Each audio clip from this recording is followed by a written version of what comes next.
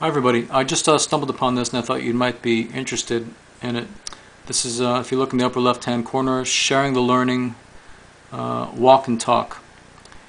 Now let's read here. The idea of the walk and talk is to get people from different ethnic groups together with a local community.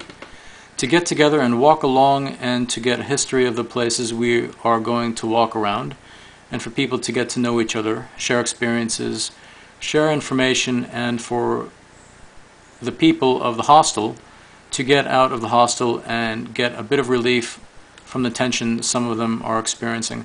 The hostel he's referring to is Cliffview Accommodation in Donegal Town, Donegal, Ireland. I lived there for several months.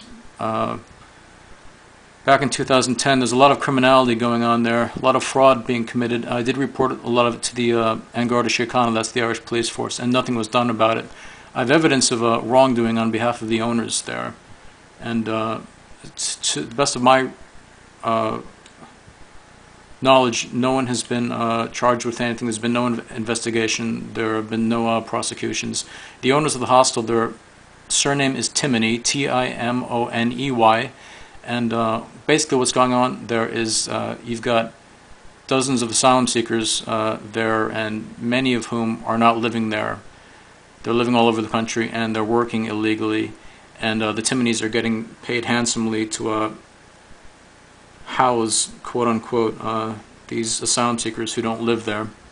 Okay, anyway, I'll continue here in the bottom left. We've got a lot through Piece 3, lots of projects, lots of connections, lots of going out, lots of information, lots of new experiences, so it's provided absolutely huge benefits. And that's Ahmed Mohammed, project volunteer and asylum seeker. I got to know Ahmed fairly well. I lived in the hostel for something like 3.5 months before I started to go absolutely insane.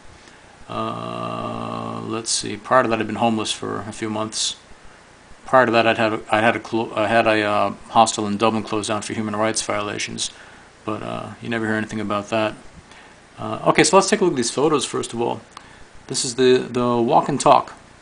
So you've got this Irish woman with this, I presume that's her baby, a black baby. There you've got some Irish women.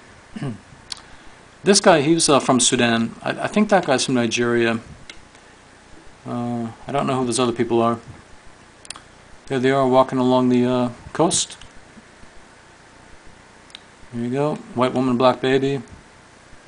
This guy's name is Shenenye. He's a homosexual Nigerian. He worked in the as a teaching or a kind of like a what do you call it? He gave talks to Irish school children in County Donegal on the benefits of cultural diversity, etc. Not a teacher, as far as I know. He has no third-level education. I don't know who she is. So there's the happy family. I know her, she's German, I'll get to her. Okay, so that's Karen White.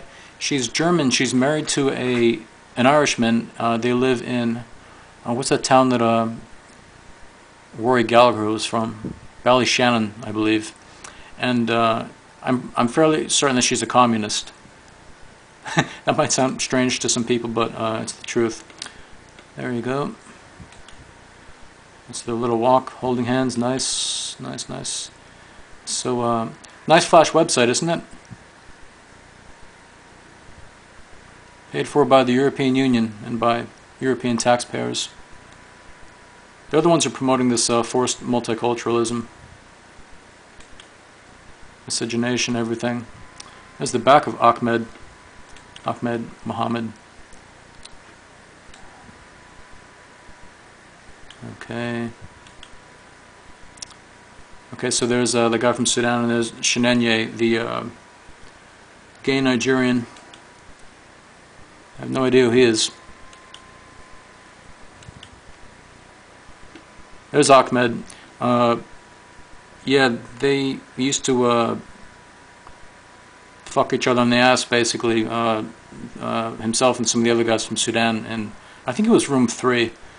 Because there were no women around. At least that's what the rumor was. One time I knocked into the room to borrow a photocopier, a scanner that was in their room, and I saw about 3 or 4 used condoms that have been placed in a bin, basically. Her face rings a bell. I don't know who she is.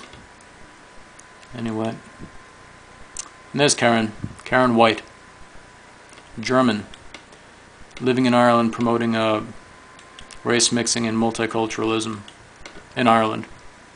So, anyway, that's the Walk and Talk. The Walk and Talk scheme was initiated as part of the Cultural Diversity Program to foster a sense of place among asylum seekers living in the county being Donegal.